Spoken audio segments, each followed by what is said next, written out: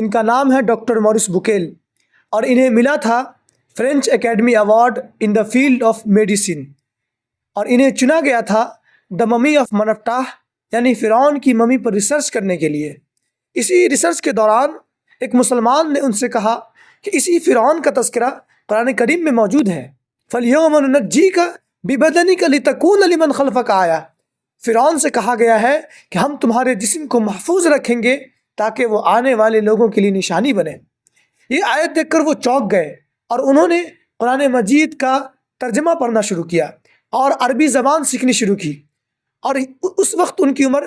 50 سال تھی، یعنی انہوں نے 50 سال کی عمر میں عربی زبان سیکھی اور قرآن مجید کا ترجمہ پڑھا، اور اس طرح وہ جب پڑھتے گئے تو اس کے بعد انہوں نے ایک کتاب لکھی جس کا نام ہے the Bible, Quran and the science, اور اس کتاب کے اندر انہوں نے یہ باتیں لکھی کہ سائنس اب وہ باتیں جاننے لگی ہیں جو 1400 سال پہلے قرآن نے اس بات کی تصدیق کر دی ہے۔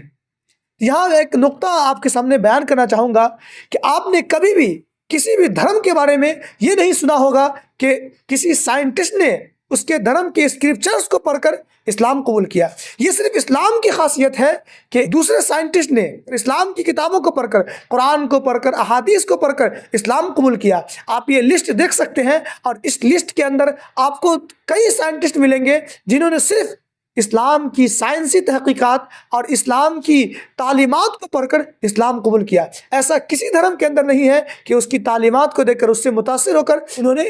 اس دھرم کو اپنایا ہو، یہ صرف اسلام کی خاصیت ہے۔